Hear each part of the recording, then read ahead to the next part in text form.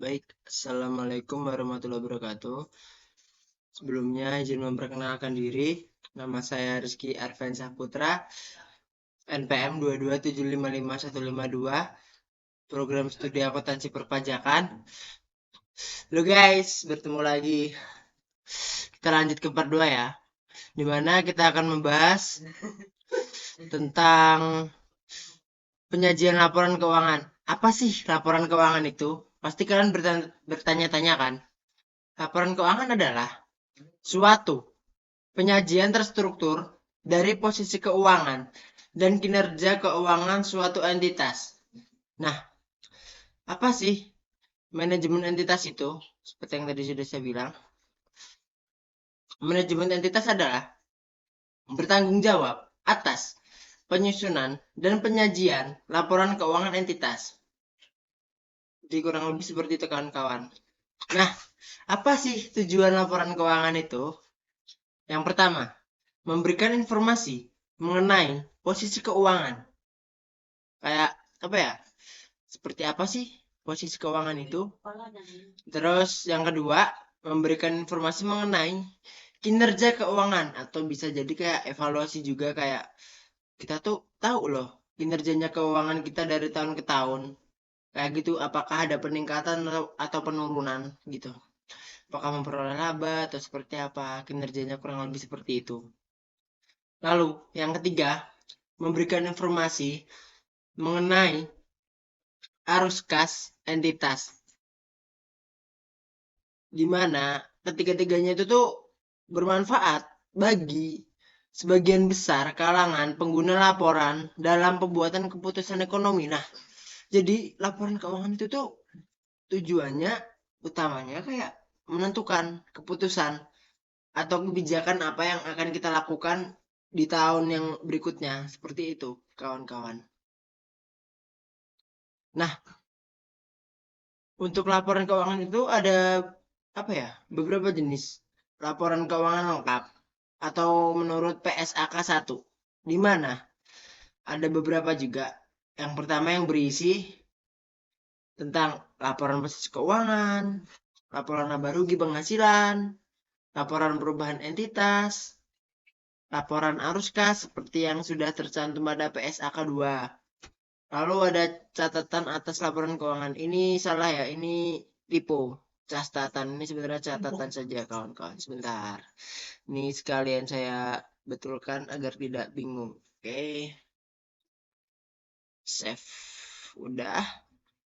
Lalu ada informasi komparatif periode terdekat sebelumnya. Jadi kayak ada informasi loh, kayak dari periode sebelumnya tuh seperti apa kayak gitu informasinya.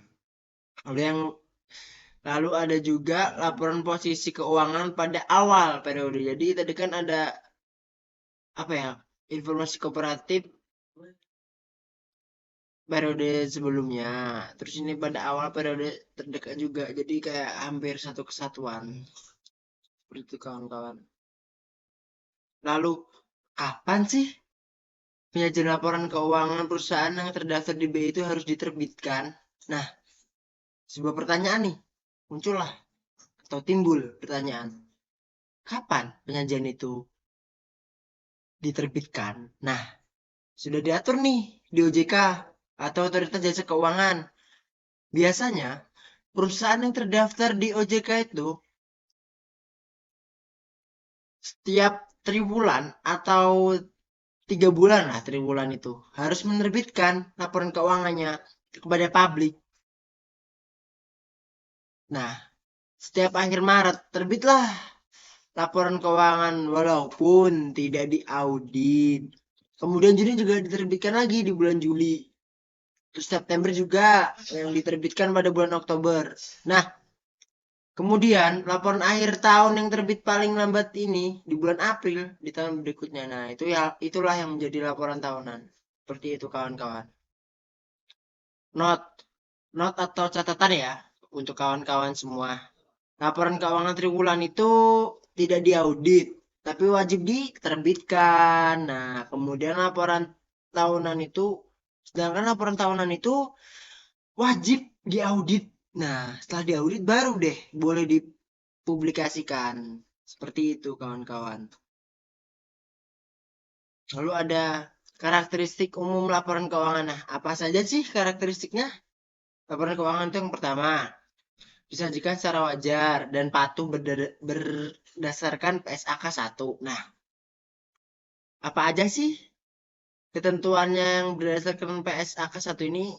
Ada entitas yang laporan keuangan telah patuh pada SAK ini membuat pernyataan eksplisit kepatuhan pada standar. Terus yang kedua, ada entitas tidak dapat memperbaiki kebijakan akuntansi yang tidak tepat.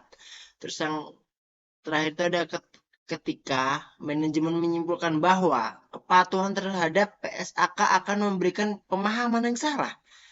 Entitas memberikan pengungkapan seperti itu. Lalu poin kedua, karakteristiknya yaitu dalam menyusun laporan keuangan manajemen membuat penilaian terhadap kemampuan entitas dalam mempertahankan kelangsungan hidup usaha. Jadi kayak harus dibuat penilaiannya gitu untuk apa ya? Biar perusahaan itu tuh jangka waktu hidup atau kelangsungan hidupnya itu lebih lama. Ya kali teman-teman punya perusahaan itu langsung bangkrut kan nggak mau kan? Nah, seperti itu kawan-kawan. Jadi bagaimana caranya kita tuh mengusahakan agar usaha kita itu lebih lama. Seperti itu kawan-kawan. Karakteristiknya di dalam laporan keuangan ini.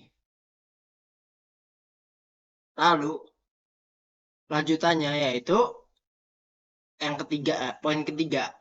Karakteristiknya yaitu entitas menyusun laporan keuangan atas dasar akrual kecuali laporan arus kas kawan-kawan seperti itu. Terus poin keempat nih, entitas menyajikan secara terpisah setiap kelas pos-pos serupa dan material dan menyajikan secara terpisah pos yang memiliki sifat dan fungsi yang tidak serupa kecuali material kawan-kawan. Nah, terus poin selanjutnya yaitu saling hapus di mana aset dan liabilitas beban dan pendapatan. Nah, kecuali diizinkan oleh PSAK.